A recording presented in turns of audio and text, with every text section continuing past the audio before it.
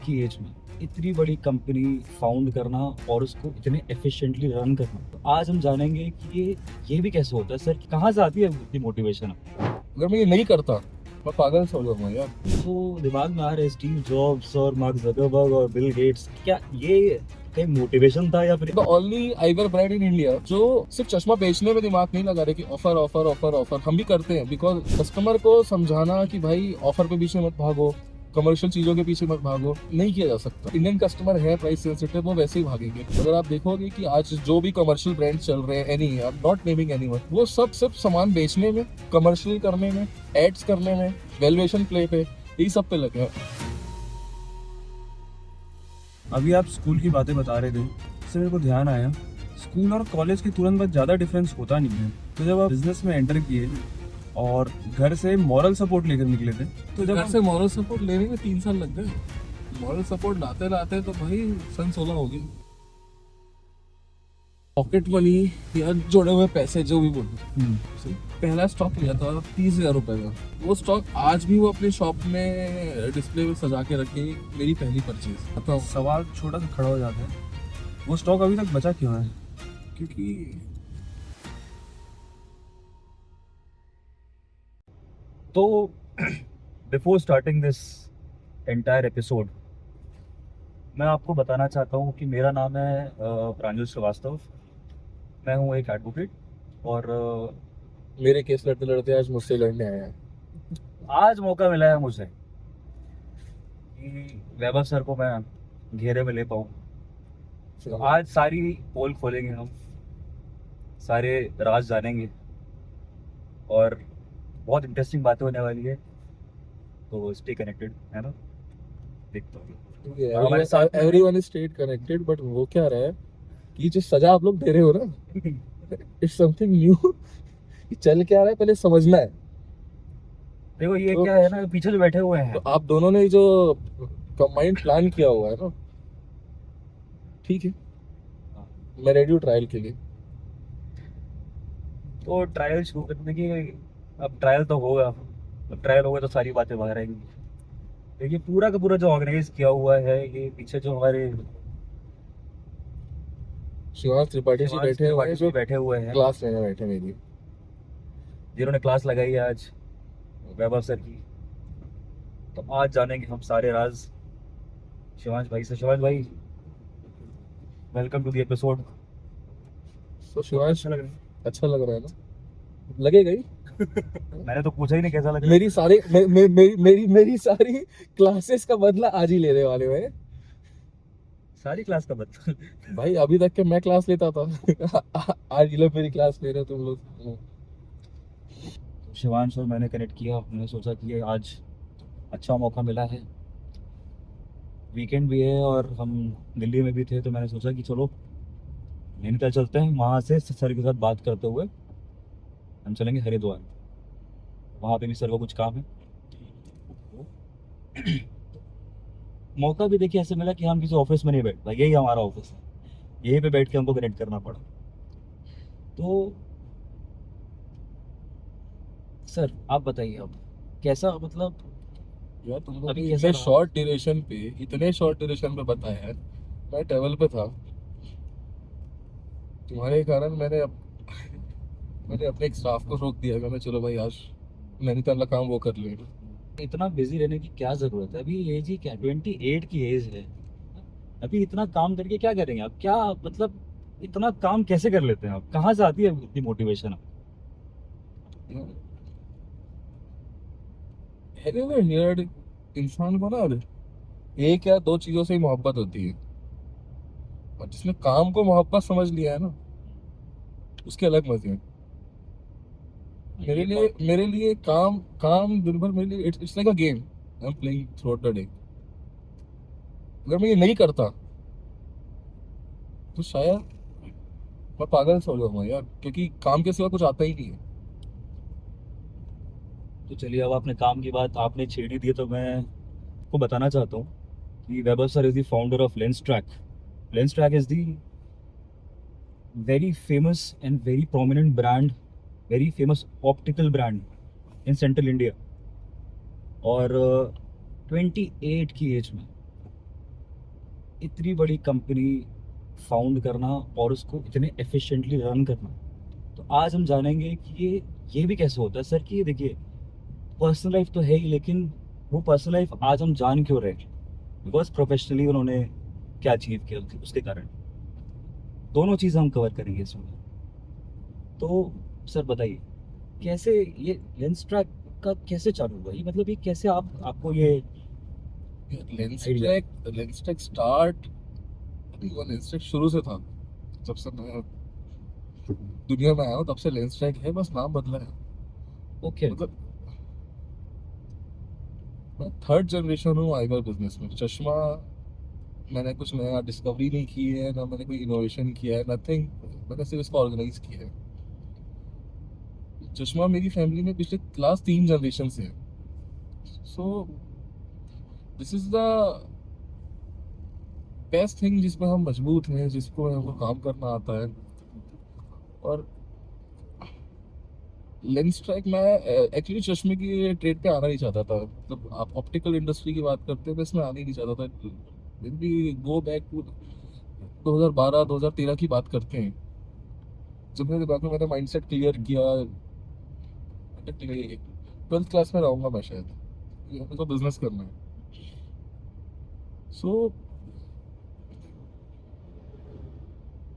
तो आप fashion retail पे आना ना दिमाग में था नहीं। मेरे दिमाग में था कि लेट्स डू समथिंग बिग।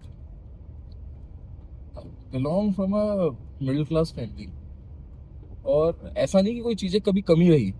सारे रिसोर्सेज थे, सब कुछ है, सब कुछ था। बचपना माँ पिताजी ने राजाओं की तरह ही बिताया है। कोई कमी या किसी चीज़ों के चक्कर में किया ही नहीं। बस ये था कि जब मैं गया तो वो बहुत कैपिटल इंटेंसिव था। और जिस एज में मैंने स्टार्ट किया लेंस ट्रैक,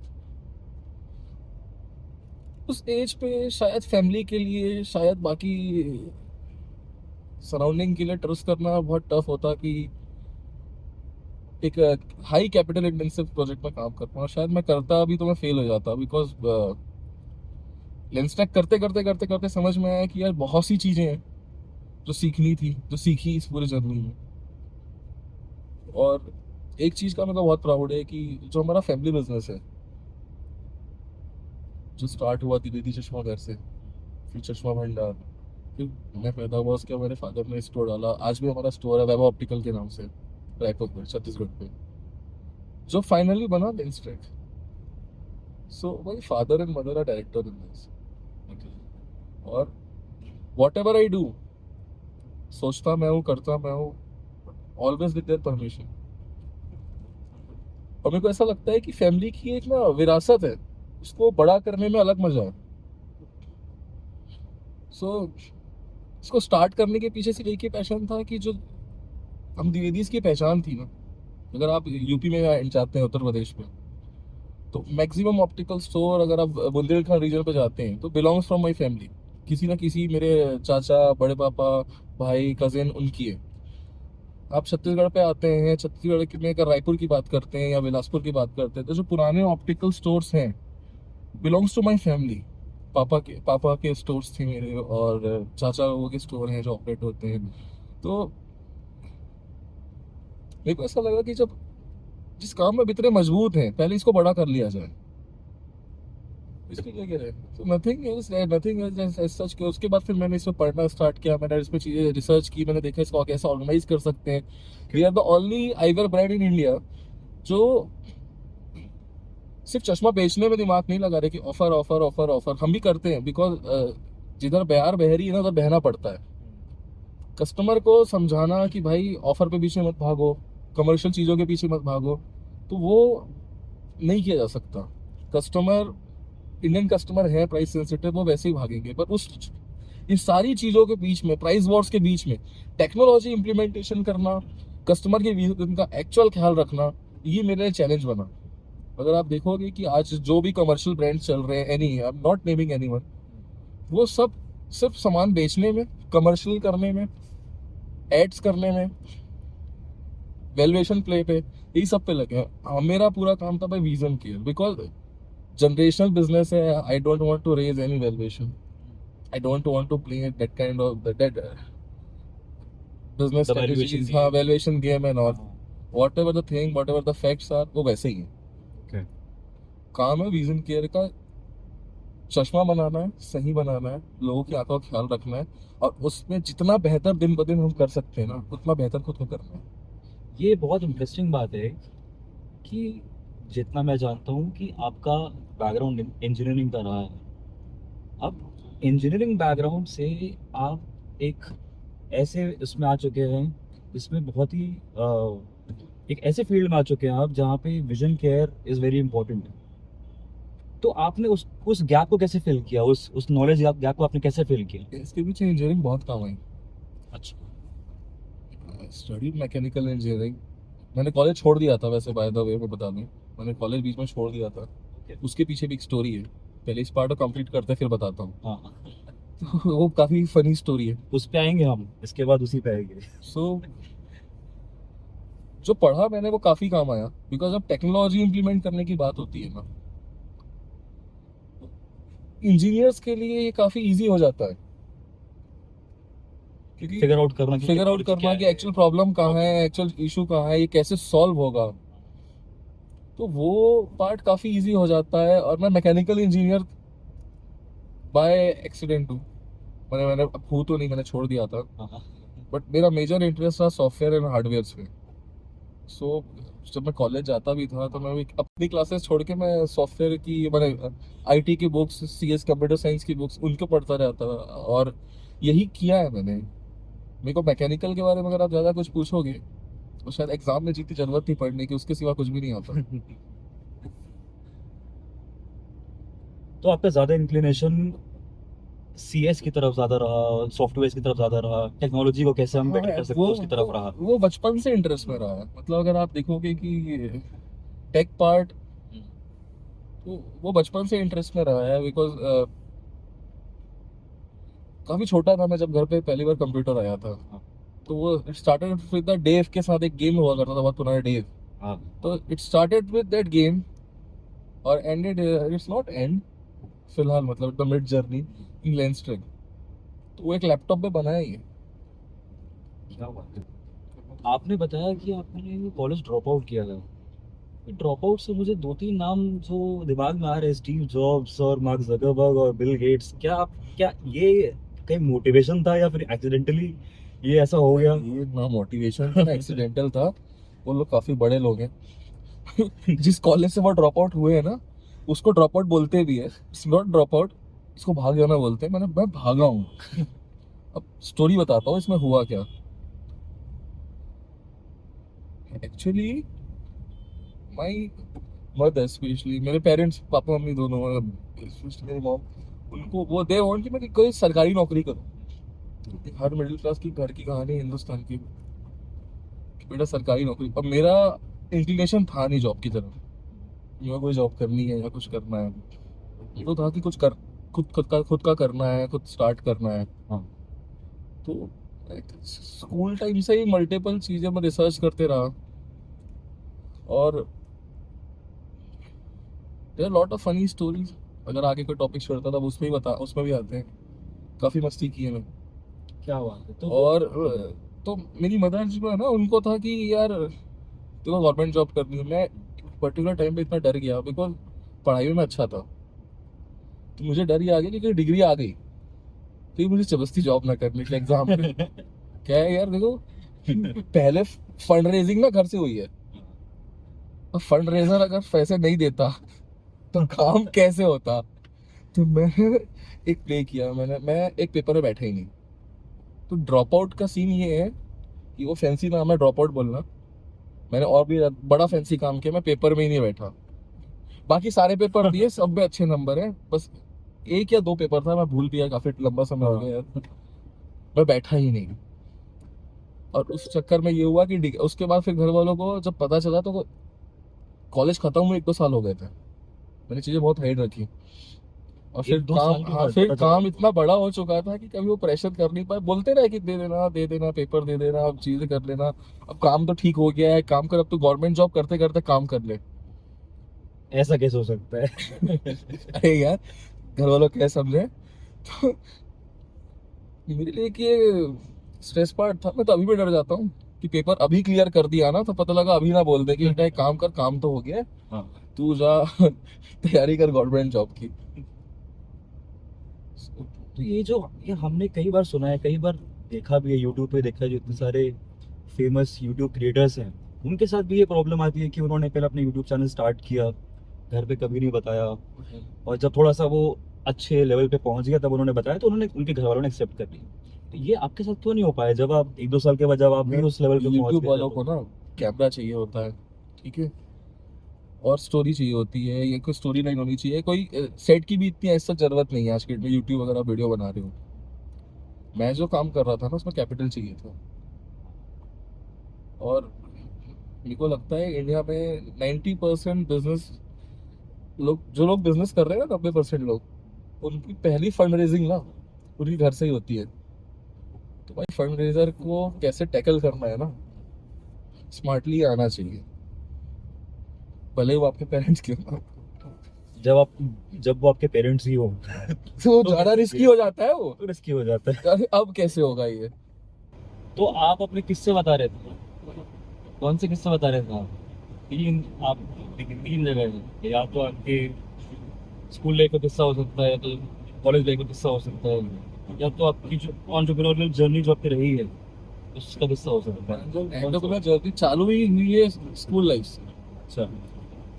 देखिए, स्कूल लाइफ से स्टार्ट हुई है भाई कि एंटरप्रेन्योरशिप जो समझ में नहीं आती थी। बैक इन 2011 2012 ना OLX स्टार्ट हुआ था। OLX में उस टाइम का नया नया प्रॉपर्टी रेंटल स्टार्ट था, हाँ। लोग अवेयर नहीं थे। जैसे कोई शहर में कोई दुकान है, कोई घर है, तो मैं उसकी फोटो खींचता था, उसको लिस्ट करता था OLX में। ब्रोकर्स मुझे, जो जिनको जरूरत थी वो मुझे फोन करते थे। I work as a broker, भाई जिसको जरूरत है वो करेक्ट किए सारी चीजें। मैं किसी से 1000 रुपए या 1500 रुपए, 2000 रुपए, जो जितने दे दूँ। मैं साइकिल से दौड़ दौड़ के जाके दिखा दूँ, या कभी स्कूटी से जाके दिखा दूँ। स्कूटी के तेल का बजट अपना बहुत शॉर्ट चल रहा था। मम्मी दिन के 50 रुपए 100 रुपए का तेल का एक पैसे देती थी बस। वो कॉलेज जाने आने और कोचिंग जाने में खत्म हो जाता था। मोस्टली मैं वहाँ साइकिल यूज कर लेता था, चल भाई बच्चे। इसका पर्पस बड़ा फनी है, मतलब अब उस टाइम तक that's a very core thing, पर अब काफी अच्छी फ्रेंड थी। और 11वीं 12वीं का तो मतलब अच्छा लगना है या तो होता ही है। उस पार्टनर बोल नहीं सकता उसकी शादी हुई है, बट उसका कभी बर्थडे रहे या कुछ रहे या कभी थिएटर जाना है, तो लैक इन फंड कहाँ से करें? वो बोलते नहीं बनता ना कि भाई हमारे घर से पॉकेट मनी हमको 50 रुपए 100 रुपए मिल रही है, अब थिएटर जाना है, वहाँ एक पॉपकॉर्न लेना है, ठीक है? और वहाँ जाके टिकट लेनी है, सारी चीज करनी है, वो 800 रुपये खर्च है। घर से मिले 200 रुपये, 100 रुपये टिकट का, और फिर जब वहाँ से निकलोगे तो लौटते में समोसे या कोल्ड ड्रिंक खा लेना वाला ना वापस। 200 रुपये के घर के बजट पे 2 लोगों को मूवी कैसे दिखाया जाए? टिकट 150 की या 100 रुपये की आती है, जब भी जैसा जो भी सीन है। अगर कंस्टेंट रहता हूँ। हाँ, अब गर्लफ्रेंड को इम्प्रेस करना है, हाँ, फीमेल फ्रेंड को इम्प्रेस करना है, हमको रिक्लाइनर वाली सीट 300-400 की उसकी सीट आती है, कभी 800 रुपये, कभी 1200 रुपये, कभी ऐसे डिस्काउंट में मिल गया तो 800 रुपये में पॉपकॉर्न के साथ हो जाता था। वेडनेसडे सीट्स तो बड़े कैलकुलेटिव चीज चलती है। तो वो पूरा प्रोसेस एंटरप्रेन्योरशिप आई सिर्फ इस पर्पस के लिए था। This is what I get introduced to the trading या किसी चीज में, बिजनेस। ये पहला मॉनिटरी काम था जिसमें पैसे बनाया करता था कि अपने खर्चे कैसे निकाले जाए बिना घर अब बिना घर वालों को पता चले। घर पे भी बता सकते हैं ना कि पर्पस क्या है। घर में जाके बोलोगे कि यार 1200 रुपये देना, क्यों बेटा? बोले 600 रुपये मेरी फ्रेंड का और 600 रुपये मेरा, अब मूवी जा रहे हैं, इट्स नॉट पॉसिबल। और सबसे पेन पार्ट तब था कि उस टाइम वहाँ पे रायपुर में डोमिनोज और पिज्जा हट खुलना स्टार्ट हुए थे। हाँ। अब ये होते होते टाइम मैं कॉलेज में आ गया था, अब जैसे सब बड़े होते हैं ना, रिक्वायरमेंट्स बढ़ती है। गलती से मूवी के बाद अगर पिज्जा खाना है फिर तो भाई पूरा बजट हिल जाता था। अच्छा, मुझे ऐसा लगा कि एक की जगह दो को लेकर जाना। नहीं यार, एक की जगह दो का मौका नहीं मिला। इस मामले में थोड़ा रॉयल रहा हूँ। एक बार में एक बार में एक ही को लेकर जाना, ये तो ठीक है। फिर हाँ, फिर बताइए, हम थोड़ा टॉपिक से भटक गए थे फिर।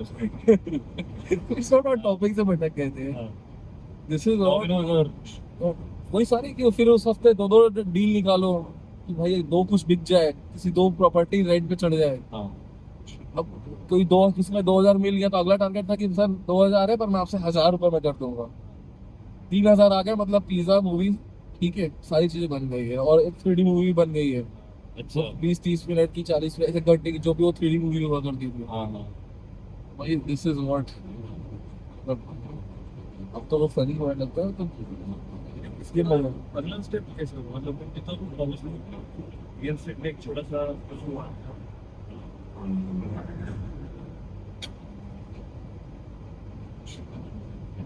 लेट मी सेम फ्रेंड, मैं दिल्ली पे आया हुआ था रिलेटिव के नजर में, ऐसे कोई टॉपिक छेड़ा, बात हुई। उस वक्त था दिमाग में कि यार जॉब करनी है, दोनों चाचा यूएस में हैं, बस जॉब करनी है, यूएस आना है, पैसे कमाना है, फिर पैसे कमा के वापस आना है। और सन 2012-13 की बात हो रही थी कि वापस आना है और फिर उसके बाद काम करेंगे,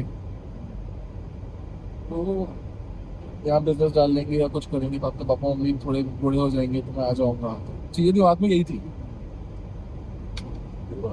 अरे श्री कि वैभव कभी मेरे का रिश्ता लेके आना तो BMW लेके आना। मेरा possibility बोला यार पहुंचने फिर मुझे उस वक्त मुझे धीरे धीरे समझ में आने लगा कि जैसे जैसे उम्र बढ़ते जाती है ना, एक नई चीज समझ में आती है कैसे चीजें वहां से स्टार्ट हुई, फिर समझ में आया कि कैसे करते हैं, क्या करते हैं। तो मुझे नहीं आया, लॉन्ग वे में नहीं जाना है, to do something for myself, my family, my community, उसमें ही लग गए। अब कहाँ लगे, किस प्रोजेक्ट पे लगे, फिर आईवीआर पे आ गए, फिर आईवीआर पे बताया ना जैसे कि वो हमारा एक खानदानी काम है, तो इसी को बड़ा करने निकल गए। साइड बाय साइड में कुछ कुछ काम और करते रहता हूँ ताकि मैं मेरी हॉबी बने रहे, बिकॉज सेल्स एक ऐसी चीज़ है जो मुझे बहुत पसंद है। After the tech part, after the innovation part, after the और क्रिएटिव पार्ट, अगर मैं बोर होता हूँ तो मुझे सेल्स चाहिए। ये दो ऐसी चीज़ है कि दोनों का कॉम्बिनेशन जब तक रहेगा तब तक मैं आई एम वेरी हैप्पी।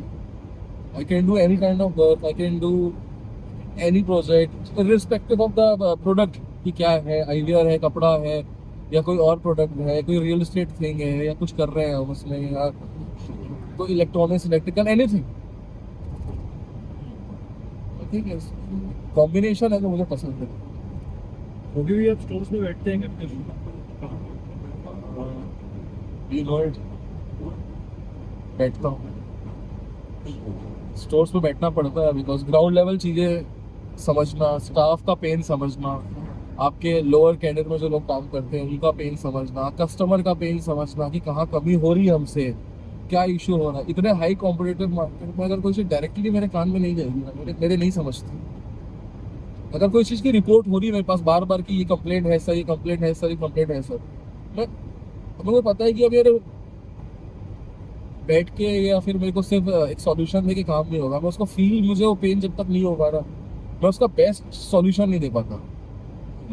उसके लिए उस प्रॉब्लम को ग्राउंड लेवल से फिर मुझे वो ऐसा देखना कि मुझे ग्राउंड लेवल से देखना है, मुझे समझना है, और जब जब मैं देखूंगा तभी वो काम हो पाएगा।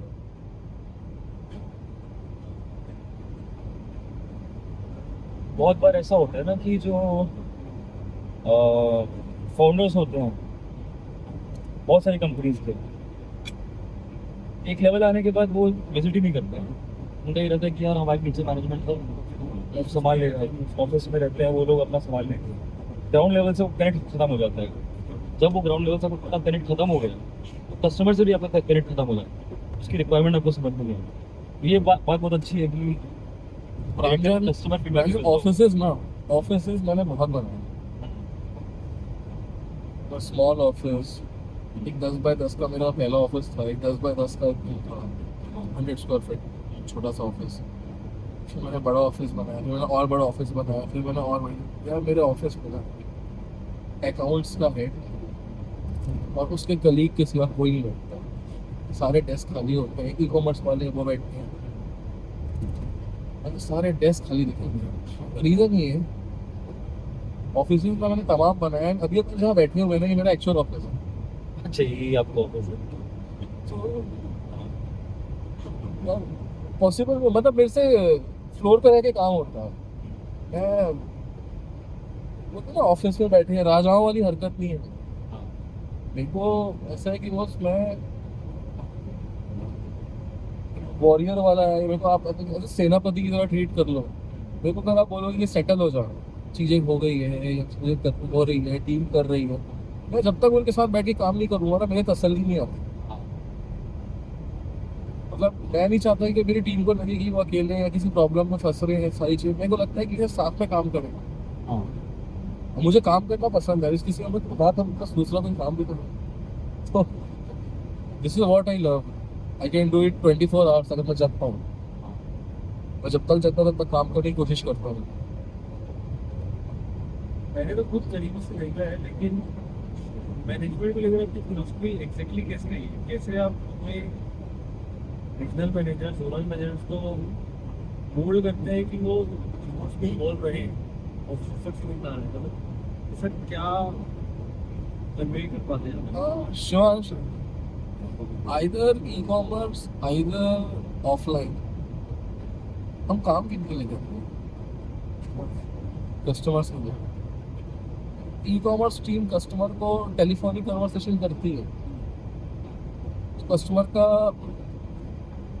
रिक्वायरमेंट, उनकी पेन पॉइंट वो समझ पाती है। ऑफलाइन जो बंदा है, जो मैनेजमेंट देख रहा है, वो बंद कमरे में बैठ के करेगा क्या? उसका कोई काम नहीं बंद कमरे में। अगर मेरा कोई काम नहीं बंद कमरे में, तो किसी को मतलब जिसका फ्लोर से रिलेटेड काम है, उसका कोई काम नहीं है बंद कमरे में। बंद कमरे में उसको आएगा तो समझ ही नहीं पाएगा ना। कंज्यूमर को समझना जरूरी है। एक बात बताओ, कंज्यूमर आज एक कंज्यूमर आ रहा है जिसकी एज है 18 साल, उसकी रिक्वायरमेंट अलग होगी। कल वही कंज्यूमर अगर 24 साल का होके आ जाता है, उसकी रिक्वायरमेंट अलग हो जाएगी। वही 30 में आएगा, वही 35 में और वही 40 में आएगा, उसकी रिक्वायरमेंट हर बार बदल जाएगी। एज के हिसाब से रिक्वायरमेंट हाँ, आप उसके एज के हिसाब से उसका काम बदलेगा, उसकी दिनचर्या बदलेगी। अगर आप और दिन ब दिन हम नई नई टेक्नोलॉजीज पे, नई नई चीज़ों पे डिपेंड हो रहे हैं, लोगों का लाइफस्टाइल चेंज हो रहा है। सबसे अच्छी चीज़ ये है कि चीज़ें फास्ट हो रही है, और उसका नेगेटिव साइड ये है कि सारी चीज़ें आपके जो स्क्रीन है उसका इम्पैक्ट बढ़ते जा रहा है। कल किसी का स्क्रीन यूजेज 6 घंटा था, फिर 8 घंटा हुआ, 12 घंटा हुआ। मेरा स्क्रीन यूजेज अगर आप देखोगे दिन का, ड्राइविंग या सारी चीज़ें करने के बाद भी, तो 12 घंटे तो मेरा है। समय के साथ चीज़ें बदल रही है, चैलेंजेस नए आ रहे हैं। हो नहीं, ये नहीं हो सकता ना कि एक बंदे को 12 घंटे स्क्रीन चलाने के बाद किसी को एक इशू हुआ, 12 घंटे स्क्रीन में बैठने के बाद दूसरे को कुछ और इशू भी हो सकता है। कैसे समझोगे तो बंद कमरे में बैठ के? इज इट पॉसिबल है क्या? आप इस फिलोसफी की बात कर रहे हैं क्योंकि उनको हमको कैसे भी प्रॉब्लम समझनी है और रिक्वायरमेंट चेंज होती रहती है।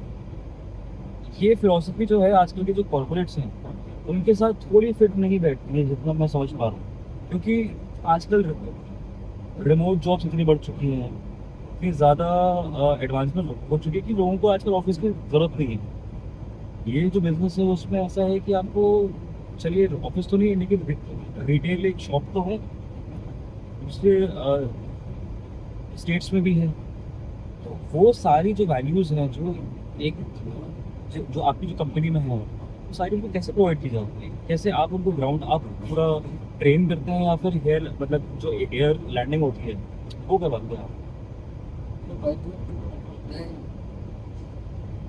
मैनेजमेंट पोस्ट के लिए स्पेशली आउटसाइडर्स को हायर नहीं करता। ये हमारी कंपनी भी ना बुक्स नहीं है, हमारे ऐसे रूल नहीं है कि हम किसी को उठाए बाहर से लाएं और उसको मैनेजमेंट सौंपें। भाई ब्रेन लाइक बच्चे की तरह होता है, उसको जब गार्जियन बनना है ना, पहले वो कब रोएगा, कब चीखेगा, कब हंसेगा, समझना है। अगर आप नहीं समझते,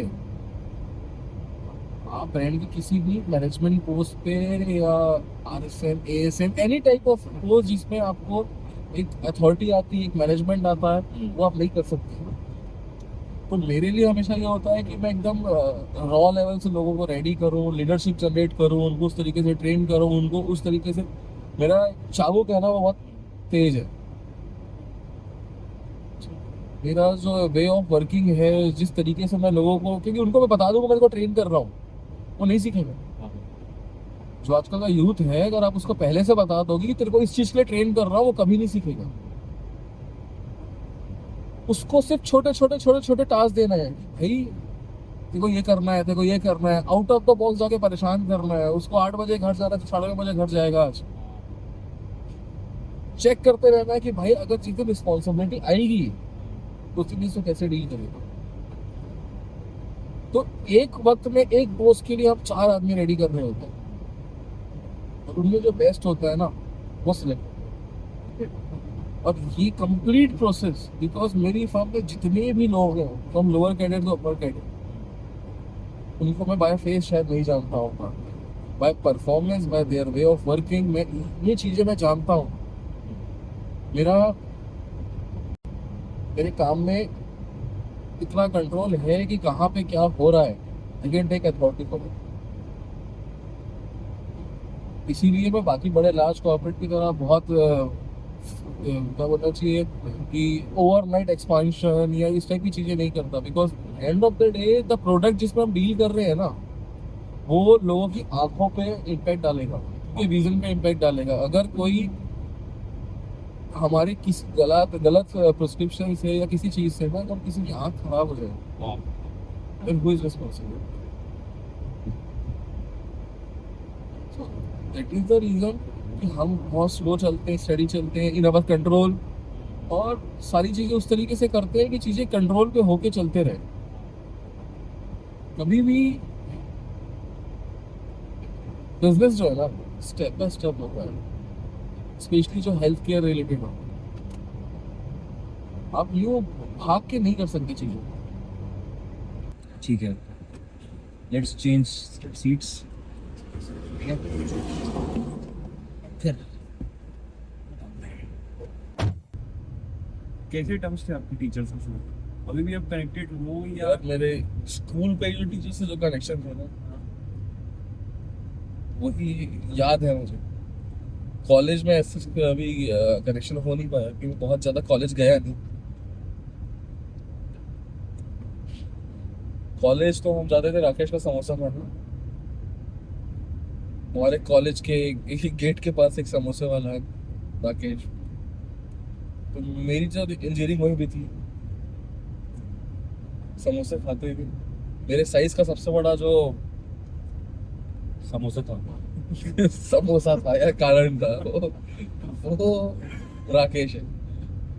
अच्छा, तो राकेश जी से अभी भी मिलना होता है क्या? मैं जाता हूँ कभी कभी, उस रोड से निकलता हूँ। हमारा एक प्रोजेक्ट चल रहा है रियल एस्टेट का उस तरफ, तो जब कभी उधर जाता हूँ तो मैं राकेश के पास रुकता जरूर हूँ, पर समोसे नहीं खाता हूँ। चूंकि आप इतने एक सिग्निफिकेंट साइज का एक बिजनेस बना चुके हैं, स्कूल वाले कभी रीच आउट करते हैं? नहीं यार, कभी ऐसा कनेक्शन स्टैब्लिश नहीं हो पाया। कभी कभी शायद पापा से बात होती है, बाकी मैं कभी ऐसे नहीं कर पाया। कभी कुछ स्टूडेंट्स होते हैं, मतलब स्टूडेंट मतलब मेरे जूनियर से स्कूल के, तो वैभव भैया करके कुछ 2-4 लोगों ने कनेक्ट किया है। बाकी मैं रायपुर छूट गया, उसके बाद से फिर कभी ऐसा कनेक्शन रहा नहीं कि किसी ऐसी बातें हो पाए या स्कूल से। जाने का मन बहुत करता है स्कूल। हर बार मैं रायपुर जाता हूँ 2 दिन 3 दिन के लिए या 1 दिन के लिए, तो मैं सोचता हूँ कि यार थोड़ा टाइम निकाल के स्कूल चले जाऊँ, पहुँच नहीं पाता। मन है एक दिन मैं स्कूल जाऊँ, स्कूल के टीचर से बात करूँ। मेरे प्रिंसिपल थे मतलब प्रिंसिपल है अभी वो, हाँ मंडल से मैं बड़ा बदमाश था स्कूल पे ना, जब आप 11th में रहो 12th में रहो तो 2-3 ऐसे सेक्शन वाइज ना गुड बन जाते हैं,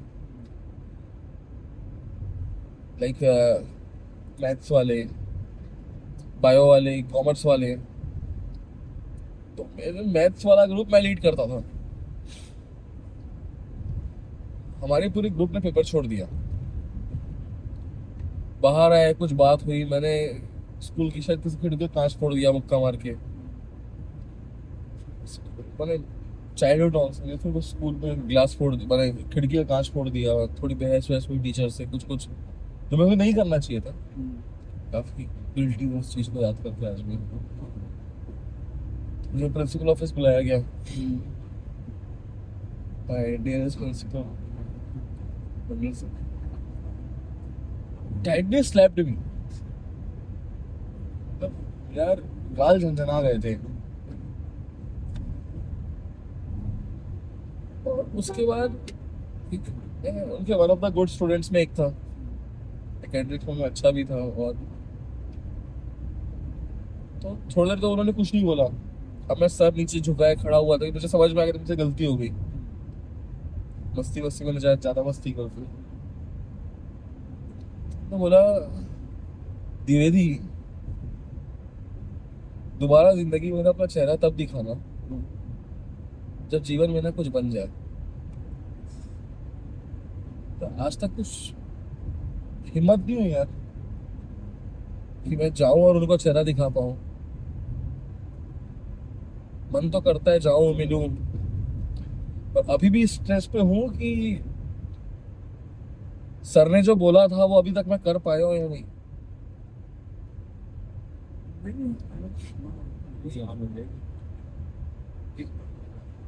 अच्छे नंबर ऑफ फैमिलीज को सपोर्ट कर रहे हो। कोई मिलना है सर से, पूछना है कि सर कुछ, शायद मेरे हिसाब से तो मैंने कर लिया आपके सामने एक बार आके बैठ के बात करने लायक, पर कुछ कमी है तो फिर एक और मार लो पर बता दो। मतलब विद ड्यू रिस्पेक्ट, जब एक झापड़ से यहाँ तक आ गए हैं यार, अगली से नहीं पता क्या कर देंगे।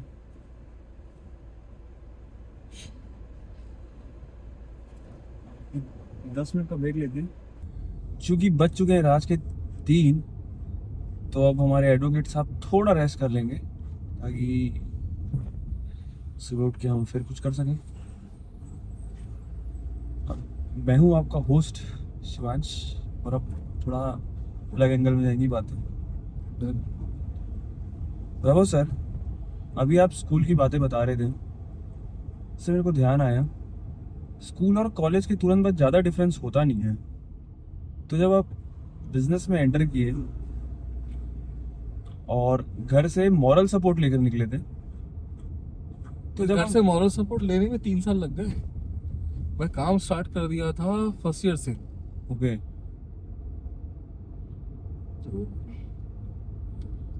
मॉरल सपोर्ट लाते लाते तो भाई सन 16 हो गए। ओह, तब तो सारा काम छुप के हो रहा था। तो जब आप वेंडर्स, शुरुआत में वेंडर से मिलने गए होंगे, चूंकि उनके सामने खड़ा एक 18-19 साल का लड़का जो 16-17 साल। 16-17 साल का लड़का, तो कितना ही सीरियसली लेते थे उन लोग? क्या चीजें आसानी से मिल जाती थी? बिल्कुल। उसका कुछ किस्सा? Treat me like a kid. मैंने अपनी पॉकेट मनी या जोड़े हुए पैसे जो भी बोलो, उसे पहला स्टॉक लिया था 30,000 रुपए का। ओके, चश्मे का, दिल्ली की फतेहपुरी मार्केट से। ओके, मेरे को आज भी याद है कि जब मैं स्टॉक लेके घर आया, पापा को, पापा देखो मैं परचेजिंग करके आया हूँ, तो पापा ने कभी डांटा नहीं। मॉरल सपोर्ट था, वो मॉरल सपोर्ट था। वो स्टॉक आज भी वो अपने शॉप में डिस्प्ले में सजा के रखे। मेरी पहली परचेज, जब मैं कभी वहां जाता हूँ। सवाल छोटा सा खड़ा हो जाता है, वो स्टॉक अभी तक बचा क्यों है? क्योंकि मैं वो लेके आया था जो कभी बिकता नहीं, अच्छा, और पापा ने कभी एक शब्द नहीं बोला अरे वाह।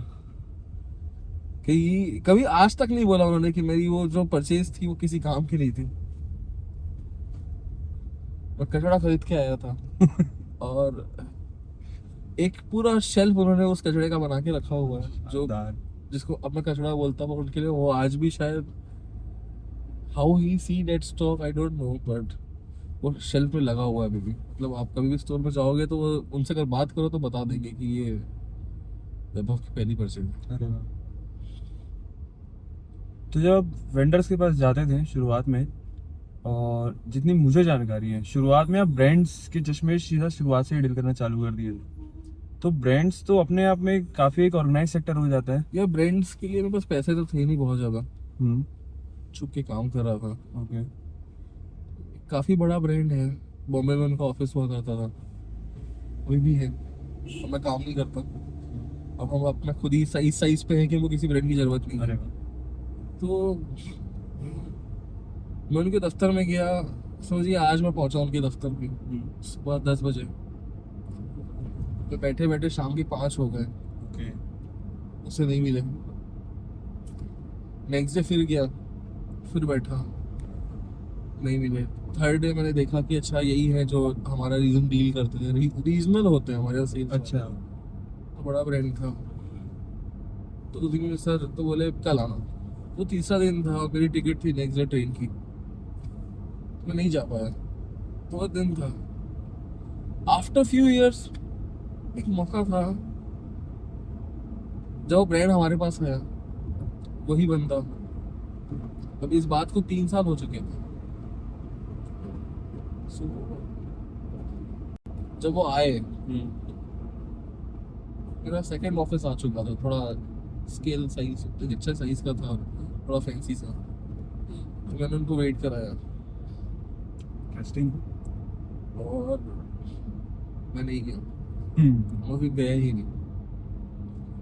नेक्स्ट डे फिर मैं उनको 2-3 घंटे वेट कराया, फिर मैं गया, फिर मैंने उनको ऑर्डर भी दिया। आफ्टर गिविंग ऑर्डर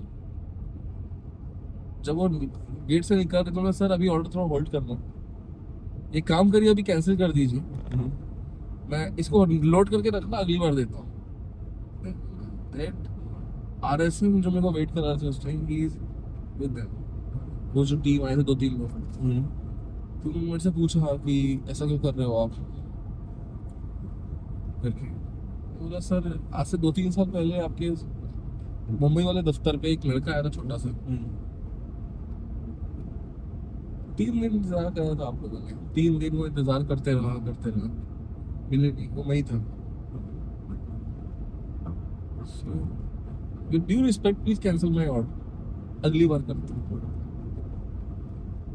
तो ये जो पूरा वो रेट थी और आज की रेट है, हमने वो ब्रांड बेचा नहीं। अच्छा।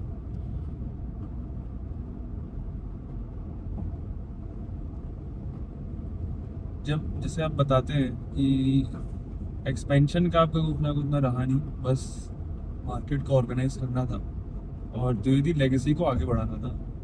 तो जब आपने पहला स्टोर स्टार्ट किया होगा तब मेरे ख्याल से ये नहीं सोचा होगा कि आगे बहुत सारे स्टोर्स और डालने हैं। तो पहले स्टोर से दूसरे स्टोर का ट्रांजिशन कैसा रहा आपका, कितने समय में हो गया वो? 8 महीने में। नाइस। थोड़ा स्टोर से दूसरा स्टोर 8 महीने, उसके बाद अगला स्टोर 1 साल और लग गए। इनिशियल फेज में काफ़ी स्पीड था ट्रांजिट। पहला एक बैड इन्वेस्टमेंट किया मैंने, एक बहुत रॉन्ग लोकेशन पे स्टोर डाल दिया मैंने, अपने सारे पैसे डाल दिए जो उसमें। अच्छा, कौन सी उम्र की बात है उनकी? होगी 2018-19 के आसपास की बात है। अच्छा। एक्चुअली एज याद नहीं है, पर 18-19 के हिसाब से आज उस टाइप की याद बात है। तो मेरे पास कुछ पैसे थे जो मैंने सारे खत्म कर दिए और ऑलमोस्ट बैंकरप्ट हो गया, प्रोजेक्ट फेल हो गया था। काफी दिन सस्टेन करने की कोशिश की है, फिर उनको स्टोर चेंज करना पड़ा। वो इकलौता ऐसा दाग है मेरे करियर पे जब हमको स्टोर चेंज करना पड़ा, और काफी सीख दे के गया वो अच्छा। कि कुछ पैरामीटर्स ऐसे और भी होते हैं जिसको ध्यान देना चाहिए स्टोर डालने के बाद। वो एक था, बाकी ऐसा कुछ रहा नहीं। मतलब वो एक पर्टिकुलर पार्ट हुआ, उसके बाद फिर हम स्टोर डालते गए, फिर कुछ ऑपरेशंस लाइक हुए, फिर समझ में आया कि हम जो क्वालिटी देना चाह रहे हैं वो दे नहीं पा रहे हैं। फिर समझ में आया कि भाई एक फिक्स एसओपी होनी चाहिए, वो नहीं है, कुछ ट्रेनिंग की कमी आ रही है। छत्तीसगढ़ में यूथ को समझाना सिखाना थोड़ा मुश्किल होता है, अपने कंफर्ट जोन पे होते हैं, उनको निकालना उन कंफर्ट जोन से, उनको रियलाइज करवाना कि भाई काम बहुत इंपॉर्टेंट है, वो सब चीज़ें में बहुत टाइम एंगेज हो गया। स्टाफिंग के लिए आप शुरुआत में कैसे की? क्योंकि चूंकि आप थे 16-17 साल के, तो एक छोटा सा बैरियर होता है कि जो स्टाफ होता है, वो हमेशा आपकी उम्र से बड़ा होता है। स्टाफ आपकी उम्र से बड़ा होता है, या फिर वेट कर रहा होता है कि नहीं ये व्यक्ति मेरा बॉस नहीं, इसके घर वाले मेरे बॉस हैं। तो ये इसको कैसे टैकल किया आपने? कोई प्रॉब्लम आई नहीं मेरे साथ कभी, अच्छा। लेकिन मैं काम के बहुत स्ट्रिक्ट था। हम्म। बाकी मैं अपनी टीम का हमेशा ना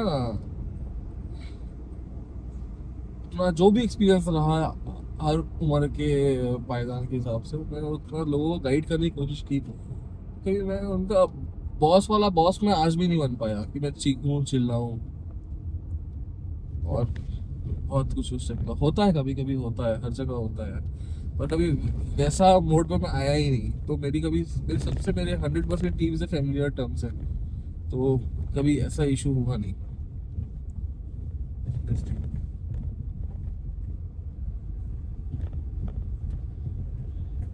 जैसा आप बताते हैं कि आपका 70% 80% ऑफिस कार ही होता है, तो आप जनरली अकेले ही ट्रैवल करते हैं या 2-3 स्टाफ आपके साथ रहते हैं, एक ड्राइवर रहता होगा? कभी इसमें ड्राइवर तो नहीं होता है, मोस्टली मैं खुद ही ड्राइव करता हूँ।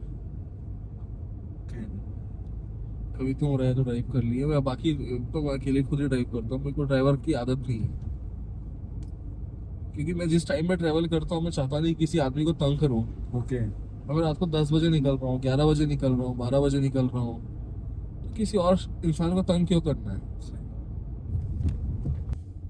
ऐसा लग रहा है कि सारे टॉपिक्स हो चुके हैं। धीरे धीरे अगर और समझ आएगा कि दुनिया के सामने और लाया जाए बाबूसर, तो हम और ज़बरदस्ती करेंगे। हालांकि अब चूंकि ये ख़त्म हो रहा है, तो कैसा लग रहा है सर आपको इस पूरे ज़बरदस्ती के पॉडकास्ट के बाद? मेरा तो नया एक्सपीरियंस है, ठीक है, लेट्स सी हमारे कस्टमर्स, हमारे ऑडियंस, स्पेशली हमारे कस्टमर्स कैसे रिस्पॉन्ड करते हैं। क्योंकि अभी तक जब भी मैं उनसे मिला तो कभी सेल्समैन बन के, कभी एरिया सेल्स मैनेजर बन के, कभी जोनल मैनेजर बन के, कभी कस्टमर केयर इंचार्ज बन के, तो आई डोंट नो कि कस्टमर्स कैसे रिएक्ट करेंगे।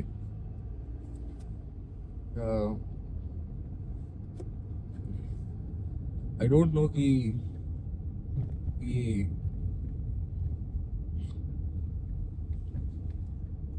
जरूरी था या नहीं। उन लोगों ने इतना इंसिस्ट किया था, उन्होंने ठीक है let's do it, let's see what result will come. बाकी मजा बहुत आया, काफी दिनों बाद खुल के बात करने मिला, तो मजा आया।